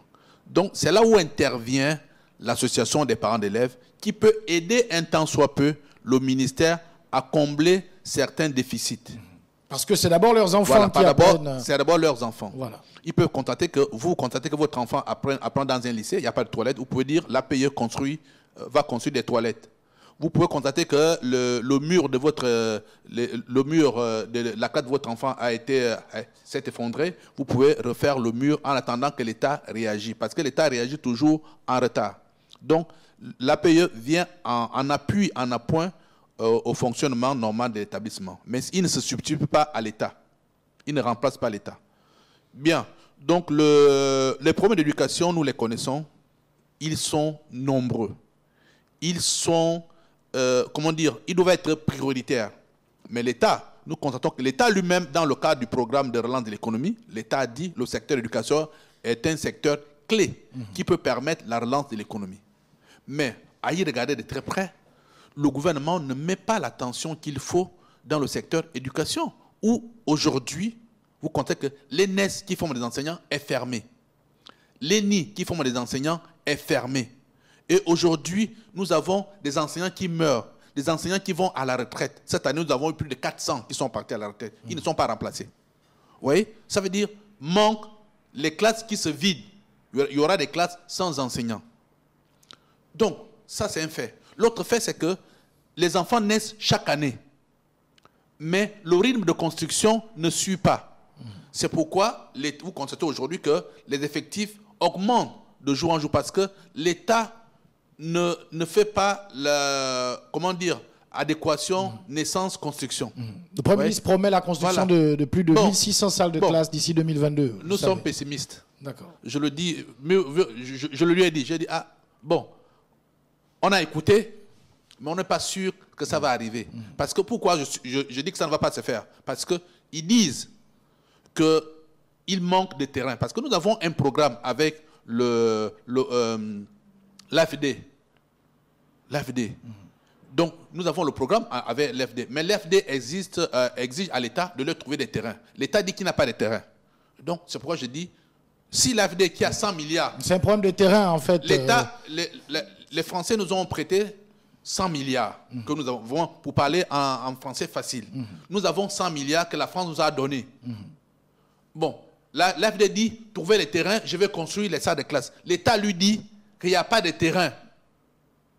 Bon, les 100 milliards vont repartir puisque l'État n'arrive pas à trouver des terrains. Bon, avec quoi le Premier ministre va construire les 4000... Où est-ce que le Premier ministre va construire les 4000 salles de classe dont il parle? Où? Les terrains sont où? Puisqu'ils disent à l'AFD, qui est un partenaire au développement, qu'ils n'ont pas de terrain pour y construire des salles de classe. Ils proposent la réfection et l'agrandissement de certains établissements. D'accord. Donc, là-dessus, à partir de cet instant-là, nous comptons que rien ne sera fait d'ici 2023. Vous restez pessimiste. Nous restons pessimistes. Voilà. Mais nous n'allons pas arrêter de nous battre. Nous avons toujours dit, construisez, même, vous voyez, mais, vous savez, on dit souvent que la terre appartient à l'État. Il y a Mokhris Mboko qui est déjà en ligne, M. Fridolin. Non, il faut quand même...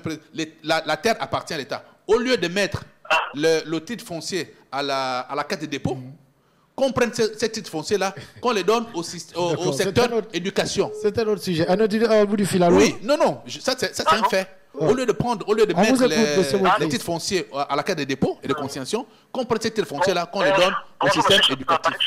Bonjour, M. Mokhris Mboko. Bonjour à votre illustre invité. Merci, bonjour. Vemessa, merci. L'Organisation des Nations Unies pour l'éducation, la science et la culture intellectuelle, l'UNESCO, qui est un organisme spécialisé de l'ONU, a signé des partenariats avec l'État gabonais. Alors, quand on voit tout ceci, quand l'UNESCO voit tout ceci, tout cet imbroglio-là, tout ce désordre-là, quels sont les nombres de semaines pour valider une année académique par l'UNESCO? Parce qu'à l'extérieur, donc à l'international, on ne prend pas au sérieux. Quand on regarde notre façon de faire, c'est comme si on était des enfants qui apprennent à marcher. On est dans l'improvisation, dans le désordre, dans l'expérience et l'incompétence. Maintenant, qu'est-ce que nous disons à nos partenaires extérieurs comme l'UNESCO qui doit valider une année scolaire, une année académique? Quel est le nombre d'années, combien de nombre de semaines pour valider une année académique? Pour que nos diplômes soient au sérieux à l'international. C'est la question que je pose à M. Vemessa. Je reviendrai. Sans les doutes. Bien. 36 semaines. Alors, 35 semaines. 35 semaines. Je pense que chaque État est un État souverain.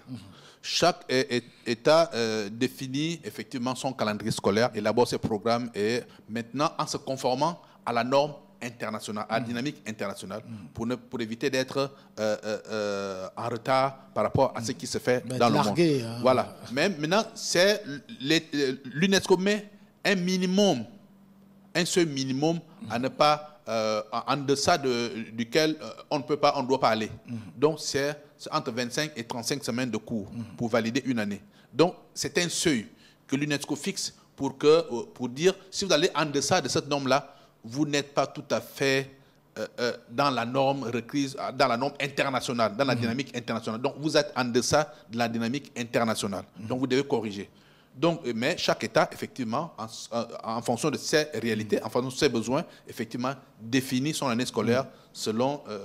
Nous sommes quasiment au terme de l'émission. Il nous reste à peine 5 minutes. Est-ce qu'on peut espérer, M. Vemessa, une année sans problème au Gabon, qui démarre correctement au mois d'octobre et se termine correctement au mois de juillet. Voilà, au mois de juillet. Est-ce qu'on peut espérer, on peut rêver de ça sans problème, sans rien? Mais c'est possible puisque notre syndicat avait déjà pris la résolution de ne plus observer des mouvements de grève intempestif d'essayer de donner, parce que nous constatons que lorsque nous sommes en grève, ce sont le politique se frotte les mains, et ce sont nos enfants qui en pâtissent. Parce que les enfants sont des enfants, la plupart des enfants gabonais sont des enfants des prolétaires, qui effectivement éprouvent d'énormes difficultés à faire face aux besoins scolaires. Donc nous disons, si on pénalise trop nos enfants, c'est le Gabon qui va en partir, et c'est seulement une petite élite qui continuera toujours à nous diriger comme c'est le cas aujourd'hui. Donc c'est pourquoi nous avons fait une réflexion en disant que observons moins de grèves, mais laissons le temps, la possibilité à l'État d'organiser le système tel que chaque enfant soit scolarisé, puisse bénéficier d'une éducation de qualité, une éducation publique gratuite. Parce qu'on dit que l'école n'est pas une marchandise. Or, on constate qu'au Gabon, malheureusement, que le politique ne se presse pas à donner des moyens au secteur éducation. Parce que les moyens, vous les voyez, ça sort quand c'est autre chose. On vous crie qu'il n'y a pas l'école, mais personne ne sort les moyens pour construire une école. Mais quand les gens meurent à l'hôpital, on ne sort pas l'argent pour dire soignons les gens qui meurent là. Mais quand l'argent sort, vous voyez, à des moments où l'argent sort, vous voyez que les milliards sortent.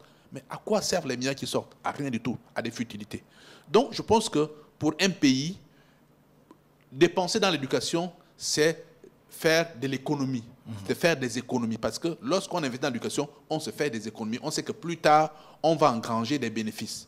Parce que lorsqu'on voit un pays comme la Chine, en 60, la Corée du Sud, la Chine et le Gabon étaient au même niveau en 60, en 70 même, quand le président de la République est parti en Chine rencontrer Mao Tse-tung. Je me rappelle, j'étais encore jeune. Ils étaient au même niveau. Mais qu'a fait Mao? Qu'a fait les Chinois? Les Chinois ont dit, envoyons nos enfants dans des vraies universités en Angleterre, en France, aux États-Unis. Et vous revenez au pays. Ils ont investi, ils ont envoyé leurs enfants en Angleterre, ils ont envoyé leurs enfants aux États-Unis, ils ont envoyé leurs enfants en France. Mais lorsqu'ils reviennent, ils viennent dupliquer ce qu'ils ont vu, ce qu'ils ont appris là-bas. C'est pourquoi la Chine, aujourd'hui, dépasse les États-Unis. C'est pourquoi la Chine aussi est très loin devant la France. C'est pourquoi la Corée du Nord, au plan éducatif, est très loin au niveau des pays de l'OCDE. La Corée du Nord, aujourd'hui, vous savez, le fonctionnaire qui est le mieux payé en Corée du Nord, en Corée du Sud, c'est l'enseignant. C'est l'enseignant qui est le fonctionnaire le mieux payé en Corée du Sud. Parce qu'on sait que c'est grâce à l'enseignant que la Corée devient un grand pays. Et les pays qui l'ont fait, qui se développent, l'ont compris. Le Gabon a une chance d'être un petit pays avec d'énormes ressources financières. Vraiment, c'est une chance pour nous. Qu'on ait 1 million d'habitants et qu'on a beaucoup d'argent. Et si on se mettait à multiplier l'argent dans l'éducation, on verra que le Gabon va vendre les têtes, va vendre ses cerveaux, va tout vendre, va créer, et les gens auront envie de venir vivre au Gabon. Malheureusement, on a une contrainte de temps. On va rapidement prendre les messages qui sont arrivés et ensuite on va se dire au revoir. Il n'y a que ces adeptes pour croire à ces... je crois que ça c'est le sujet, le premier. Bonjour Monsieur Patrick, Monsieur Ali Bongo a vraiment compris son peuple qu'il règle rapidement le problème de l'ex-Post Bank, car les Gabonais ont tant souffert à cause de ce problème. C'est Castro qui nous envoie ce message. On a un autre message. Bonjour, Ali Bongo comme à son habitude est dans la ruse, voiture, la manipulation. Je ne comprends pas le message. Il n'a rien fait depuis qu'il est là, il ne fera rien de bon, même s'il reste. Tout ce que je lui souhaite, c'est bonne santé et longue vie, loin du pouvoir. Un autre message. Je respecte vos avis, mais les paroles du chef n'ont plus d'effet. Trop de promesses tuent la confiance. Les paroles du chef de l'État n'engagent que ceux qui y croient. On va prendre un autre message. L'APE est complice de ce fait. Elle ne dira jamais aux parents de ne pas payer tout ça. Si on fait une marche aussi, les forces de l'ordre viendront, puisqu'il est interdit de manifester au Gabon. Voilà pourquoi les parents ne peuvent pas se plaindre. Un autre message, où est le président de la République quand tout ce désordre des nominations se passe? Même les nominations que vous parlez sont devenues politiques. Où va ce Gabon? Les Gabonais sont des maboules, ils acceptent tout, chacun fait ce qu'il veut. La peur, c'est le point faible des Gabonais.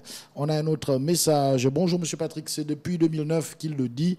Monsieur Ali ferait mieux d'abandonner le cours qu'il démissionne s'il aime vraiment le Gabon. Merci. Le cas Michel Menga n'est qu'un cheveu de plus dans la soupe. Seul responsable Ali Bongo. Point final. Un autre auditeur nous dit « Bonjour à tous les auditeurs de Gabon News. Je ne crois pas aux propos d'Ali Bongo. Je suis sûr que c'est de l'enfumage. Bonjour à tous les auditeurs. Moi, ce qui me turlupine, c'est la 29e promotion de l'école de préparation aux carrières administratives EPCA, aux carrières administratives, qui a terminé sa formation il y a 5 à 6 mois, mais dont les diplômes n'ont pas été remis et on ne sait pas comment va se faire la suite des dossiers de cette promotion. Le problème du Gabon, ce sont les autorités politiques qui sont à la tête des administrations centrales. Un autre message, bonjour, c'est la politique gabonaise, ils se foutent des lois et des personnes. Dites-moi si les concours liés à l'enseignement sont ouverts, car il y a des jeunes Gabonais qui veulent bien vouloir participer afin de devenir enseignants dans le but de développer le pays. Pour les concerts de R. Kelly et Fally Ipupa, voilà, il y a de l'argent. Un autre message, pour quand l'université d'Oyo? Un autre message, bonjour monsieur Patrick et monsieur Mvemessa, et je suis tout à fait d'accord avec lui sur le mode de fonctionnement de l'APE et félicitations à lui. C'est monsieur Naruto qui envoyait ce message. Je ne pourrais pas prendre tous les messages. Monsieur Mvemessa, en un mot, on va se dire au revoir. Alors, je vous remercie. Vraiment, je remercie Gabon News pour cette opportunité qui nous a donné, le syndicat d'éducation nationale, de s'exprimer sur les questions de l'heure et entrer au problème d'éducation dans notre pays. Nous disons que nous sommes partenaires d'éducation. Nous ne faisons pas dans l'excès. Nous posons les problèmes tels qu'ils doivent être posés. Et nous croyons en la sincérité de notre partenaire qu'est l'éducation nationale, qu'est le gouvernement, pour que nous puissions trouver ensemble les problèmes qui se posent au système éducatif gabonais.